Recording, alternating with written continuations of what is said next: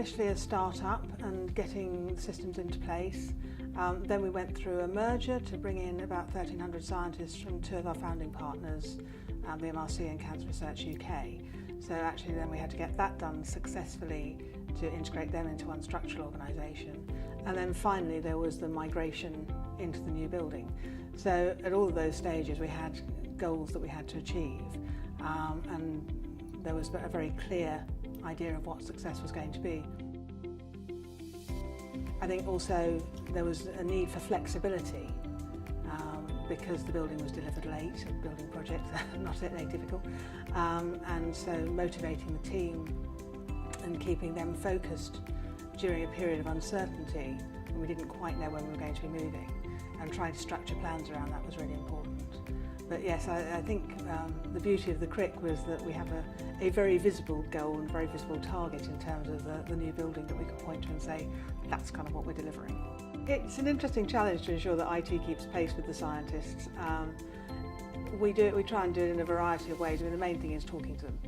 So we collaborate very closely with our scientists. We have a specific steering group, our scientific computing steering group, where we meet with a number of the scientists on a monthly basis and we talk about what's coming through. We have a governance process for actually doing resource allocation and so on, so that we can understand what's happening.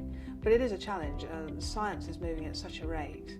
We were told recently by one of the scientists that he was interested in buying a new microscope, and that was capable of generating 5 petabytes of data a week. Now, given that our total storage is 10 petabytes, which is already considered a lot by a lot of organisations, this would have filled it up in 2 weeks flat. Fortunately, the manufacturer realised that this was not going to be a viable proposition for most organisations, so they've gone back to the drawing board. But we have kit on site, we have our cryo-electron microscopes that each generate about 2 terabytes of data a night. So it's, the Crick as a whole at the moment has a baseline data generation capability from instruments of about 20 terabytes a day. So keeping pace with that, we can at the moment, but we do have to make sure that we are constantly in the loop with the scientists about what they're planning to buy and where science is going and where the next thing is going to be. But yeah, that's the big driver. I think they do understand the limitations. The Crick's a charity, so we haven't got bottomless pockets for buying this stuff. And they're certainly aware of the limitations and to some degree sympathetic to them. But obviously for them their first priority is the science, so you know, they are sympathetic, but they still want us to deliver in some way. So it's a constant dialogue.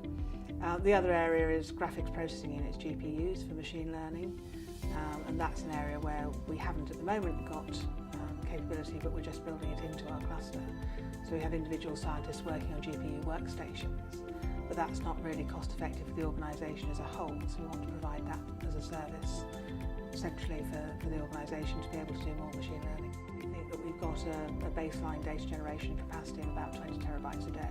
So we've had to do all of these calculations to try and understand what the sustainable data growth really looks like for the Crick, because as a charity it matters and we can't have it all grow out of the park.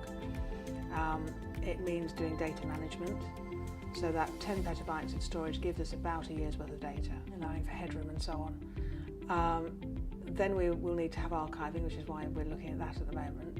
So we've got our high availability storage, we've got capacity in that, but then we need to be able to archive off into cheaper and cheaper storage. So tiered archiving is what we're looking at the moment for providing those next tiers. Like everyone, we have a retention policy around our data, so we have to keep it for a period, but doing data management and looking at how we can compress it, how we can encourage people to delete data over time is going to be really important in how we can get to that story of a sustainable cost for data, big data at the Crick. I have real difficulty defining the CIO role because I don't think there is a CIO role as such. I think CIOs, and I was reflecting on this recently, are very much situational. So my own career, not intentionally, but certainly when I look back, has been very much about going into organisations, either into greenfield developments like the Crick or into troubleshoot things. And that seems to be where I find my personal sweet spot. But I think there are different CIOs are right for different organisations at different points in time. So I think one of the important things as a CIO is to actually understand how you fit. It's like Churchill being a very good war prime minister but less good as a peacetime prime minister. That seems to be the accepted wisdom. And I think that's probably true of CIOs as well.